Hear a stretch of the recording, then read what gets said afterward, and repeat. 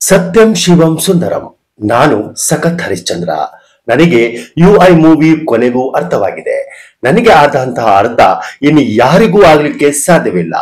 ನಾನು ಮೊದಲ ಬಾರಿಗೆ UI ಮೂವಿಯನ್ನ ರಿವ್ಯೂ ಮಾಡಿದಾಗ ಕಮೆಂಟ್ ಸೆಕ್ಷನ್ ಅಲ್ಲಿ ಎಲ್ರು ನನಗೆ ಬೈದು ಬಿಟ್ರು.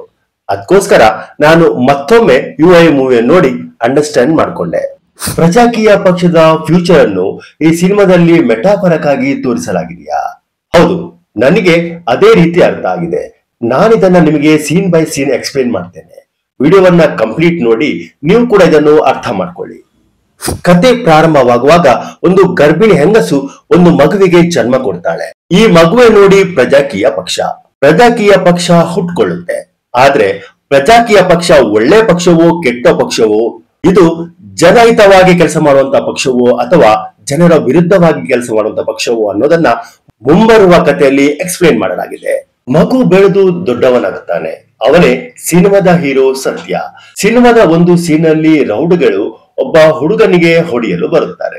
ಆವಾಗ ಹುಡುಗನಿಗೆ ಹೊಡೆಯದೆ ನನಗೆ ಹೊಡೆಯಿರಿ ಎಂದು ವೆಲ್ ಕಲ್ಚರ್ಡ್ ವೆಲ್ ಬಿಹೇವ್ಡ್ ಸತ್ಯ ಎದೆಯೊಬ್ಬಿಸಿ ರೌಡಿಗಳ ಮುಂದೆ ನಿಲ್ಲುತ್ತಾನೆ.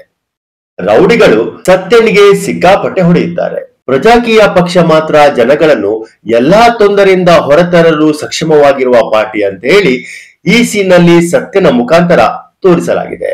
ಸಿನಿಮಾದ ಲೀಡ್ ಆಕ್ಟ್ರೆಸ್ ಸತ್ಯನನ್ನ ಸಿಕ್ಕಾಪಟ್ಟೆ ಲವ್ ಮಾಡ್ತಾಳೆ. ಸಿನಿಮಾದ ಲೀಡ್ ಆಕ್ಟ್ರೆಸ್ ಮತ್ತು ಆಕೆಯ ಗೆಳತಿಯನ್ನ ಇಲ್ಲಿ ಪ್ರಜಾಕೀಯ ಪಕ್ಷದ ಕಾರ್ಯಕರ್ತರನ್ನಾಗಿ ತೋರಿಸಲಾಗಿದೆ. ಇವರು ಸತ್ಯನ ಗುಣಗಾನ ಮಾಡಿ ಪ್ರಜಾಕೀಯ ಪಕ್ಷ ಯಾಕೆ ಬೆಟರ್ ಆಗಿದೆ ಅಂತ ಹೇಳಿ ಜನಗಳಿಗೆ ಎಲ್ಲಾ ಸೀನ್ ನಲ್ಲಿ ಕನ್ವೆ ಮಾಡ್ತಾನೆ ಇರ್ತಾರೆ. ಮುಂಬರುವ ದಿನಗಳಲ್ಲಿ ಪ್ರಜಾಕೀಯ ಪಕ್ಷ ಎಲ್ಲಾ ತೊಂದರೆಗಳನ್ನು ಎದುರಿಸಿ ಯಾವ ರೀತಿ ಅಧಿಕಾರಕ್ಕೆ ಬರುತ್ತದೆ ಎನ್ನುವುದನ್ನು ಸತ್ಯ ಜೈಲಿನಿಂದ ಹೊರಗೆ ಬರುವ ಸೀನ್ ನಲ್ಲಿ ತೋರಿಸಲಾಗಿದೆ. ಸತ್ಯ ಎಲ್ಲಾ ತೊಂದರೆಗಳನ್ನು ಭೇದಿಸಿ ಜೈಲಿನಿಂದ ಹೊರಗೆ ಬರುತ್ತಾನೆ. ಅಲ್ಲಿರುವ ಇತರ ಕೈದಿಗಳನ್ನು ಪ್ರಜೆಗಳಾಗಿ ತೋರಿಸಲಾಗಿದೆ. ಪ್ರಜಾಕೀಯ ಪಕ್ಷ ಅಧಿಕಾರಕ್ಕೆ ಬಂದರೂ ಕೂಡ ಸಾಮಾನ್ಯ ಜನಗಳು ತಾವುಗಳೇ ಜೀವನದ ಜೊತೆ ಜಗ್ಗಾಟವಾಡಿ ಜೀವನದಲ್ಲಿ ಮುಂದುವರಿಯಬೇಕೆಂದು ಇಲ್ಲಿ ತೋರಿಸಲಾಗಿದೆ. ಅಧಿಕಾರ ಸಿಕ್ಕ ನಂತರ ಪ್ರಜಾಕೀಯ ಪಕ್ಷ ಯಾವ ರೀತಿ ಬದಲಾಗಬಹುದೆನ್ನುವುದನ್ನ ಕಲ್ಕಿ ಪಾತ್ರದ ಮೂಲಕ ತೋರಿಸಲಾಗಿದೆ.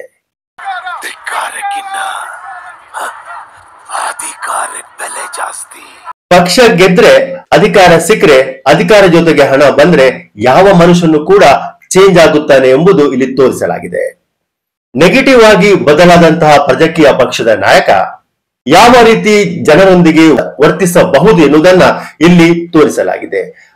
ತಾಯಿ ಪಾತ್ರ ಒಂದು ಮಗನಿಗೆ ಹೇಳುವ ಸೀನ್ ಇದೆ. ಮಗನೇ, ಇವರು ಎಲ್ಲವನ್ನೂ ಸರಿ ಮಾಡುತ್ತಾರೆ ಎಂದು. ಆಗ ಮಗ ಹೇಳುತ್ತಾನೆ, ಅವರು ಎಲ್ಲವನ್ನೂ ಸರಿ ಮಾಡುತ್ತಾರೆ ಎಂದು ಹೇಳಿಲ್ಲ, ನಿಮಗೆಲ್ಲ ಸರಿಯಾಗೇ ಮಾಡುತ್ತೇನೆ ಅಂತ ಹೇಳಿದ್ದಾರೆ ಅಂತ. ಅಂದ್ರೆ ಜನಗಳು ಪ್ರಜಾಕೀಯ ಪಕ್ಷ ಬಂದು ಎಲ್ಲವೂ ಸರಿ ಮಾಡುತ್ತದೆ ಅಂತ ಅಂದುಕೊಂಡಿದ್ದಾರೆ.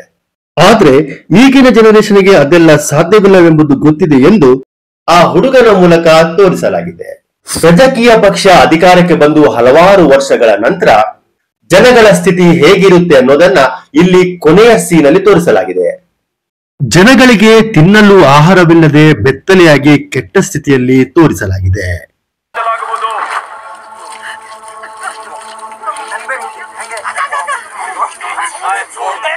ಈಗಿನ ರಾಜಕೀಯ ಪಕ್ಷಗಳು ಕೇವಲ ಜಾತಿ ಧರ್ಮ ಅಂತ ಹೇಳಿ ಒಬ್ರನ್ನೊಬ್ರನ್ನು ಹೊಡೆದಾಡಿಸುತ್ತದೆ ಅಷ್ಟೇ. ಪ್ರಜಾಕೀಯ ಪಕ್ಷ ಅಧಿಕಾರದ ಮೇಲೆ ಜಾತಿಯ ಮುದ್ರೆಯನ್ನು ಹಾಕುತ್ತದೆ ಎನ್ನುವುದನ್ನ ತೋರಿಸಲಾಗಿದೆ.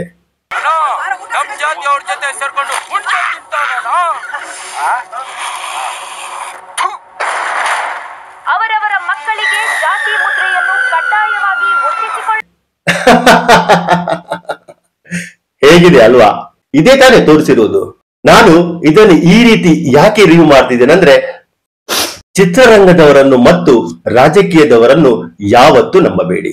ಚಿತ್ರರಂಗದಲ್ಲಿ ಮತ್ತು ರಾಜಕೀಯದಲ್ಲಿ 90% ಇವಾಗ ಯಾರು ಸಕ್ಸಸ್ಫುಲ್ ಆಗಿದಾರೋ ಎಲ್ಲರೂ ಕೆಳಮಟ್ಟದಿಂದ ಕೆಳ ದರ್ಜೆಯಿಂದ ಮೇಲ್ಗಡೆ ಬಂದವರು. ಎಲ್ಲರೂ ಏನು ಇಲ್ಲದೇನೆ ಝೀರೋದಿಂದ ಹೀರೋ ಆದವರು. ಆದ್ರೆ ಫೇಮ್ ಬಂದ ನಂತರ, ಮನಿ ಬಂದ ನಂತರ ಅವರ ವರ್ತನೆ ಚೇಂಜ್ ಆಗುತ್ತೆ. ಅವರ ಹಿಂದಿನ ಜೀವನ ಮರೆತು ಅವರಿಗೆ ದರ್ಪ, ಅಹಂಕಾರ ಎಲ್ಲವೂ ಬರುತ್ತೆ. ಸೊಸೈಟಿಗೋಸ್ಕರ, ಸಮಾಜಕ್ಕೋಸ್ಕರ ಅವರು ಏನೂ ಮಾಡಲ್ಲ. ಅದು ನಾನು ಕೂಡ ಆಗಿರ್ಬೋದು.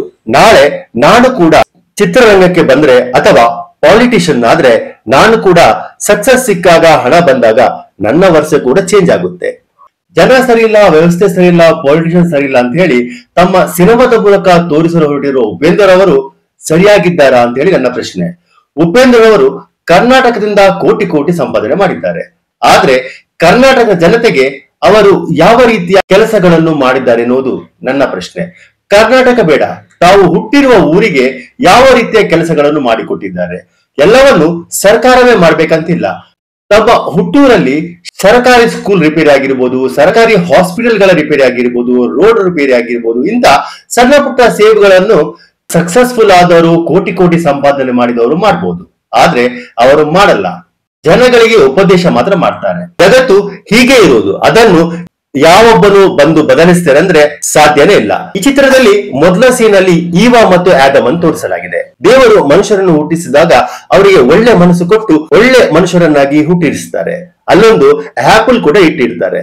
ಆಪಲ್ ಅನ್ನು ತಿನ್ನಬೇಡ ಅಂತ ಹೇಳಿ ಕೂಡ ಹೇಳಿರ್ತಾರೆ. ಅಂದ್ರೆ ಆ ಆಪಲ್ ಅನ್ನು ತಿನ್ನ ನಂತರ ತಲೆಯೊಳಗೆ ಕೆಟ್ಟ ಯೋಚನೆಗಳು ಬರುತ್ತದೆ ಅಂತ ಹೇಳಿ ಇಲ್ಲಿ ತೋರಿಸಲಾಗಿದೆ. ಆದ್ರೆ ಆ ಆಪಲ್ ಅನ್ನು ತಿನ್ಬೇಕೆನ್ನುವ ಆಸೆಯನ್ನು ಕೂಡ ದೇವರು ಮನುಷ್ಯನಿಗೆ ಇಟ್ಟಿರ್ತಾನೆ. ಆದುದರಿಂದಲೇ ಆ ಆಪಲ್ ಅನ್ನು ಮನುಷ್ಯ ತಿಂದು ಕೆಟ್ಟವನಾಗುತ್ತಾನೆ. ಅಂದ್ರೆ ದೇವರು ಬೇಕಿದ್ರೆ ಎಲ್ಲಾ ಮನುಷ್ಯರನ್ನು ಒಳ್ಳೆಯವರನ್ನಾಗಿ ಸೃಷ್ಟಿ ಮಾಡಬಹುದಿತ್ತು, ಜಗತ್ತನ್ನೇ ಒಳ್ಳೆ ರೀತಿ ಸೃಷ್ಟಿ ಮಾಡಬಹುದಿತ್ತು. ಕೆಟ್ಟ ಮನುಷ್ಯರಿಲ್ಲದೆ ಜಗತ್ತನ್ನು ಒಳ್ಳೆ ರೀತಿ ಸೃಷ್ಟಿ ಮಾಡಬಹುದಿತ್ತು. ಆದ್ರೆ ದೇವರೇ ಮಾಡಿಲ್ವಲ್ಲ. ಆದುದರಿಂದ ಮನುಷ್ಯರು ಚೇಂಜ್ ಮಾಡ್ತೇವೆ ಎನ್ನುವುದು ಹೇಗಿದೆ ನಾನು ಅರ್ಥ ಮಾಡ್ಕೊಂಡಿರೋದು. ನಾನು ಕರೆಕ್ಟ್ ಆಗಿ ಫೋಕಸ್ ಮಾಡಿಕೊಂಡಿದ್ದೇನೆ. ನಿಮ್ಗೇನನ್ಸುತ್ತೆ? ನನಗೆ ಅರ್ಥ ಆದ ರೀತಿ ಸರಿಯಾಗಿದೆಯಾ? ನಿಮ್ಗೂ ಇದು ಸರಿಯಾಗಿದೆ ಅಂತ ಅನಿಸ್ತಾ ಇದೆಯಾ? ಕಮೆಂಟ್ ಮಾಡಿ ತಿಳಿಸಿ. ಜೈ ಹಿಂದ್, ಜೈ ಕರ್ನಾಟಕ.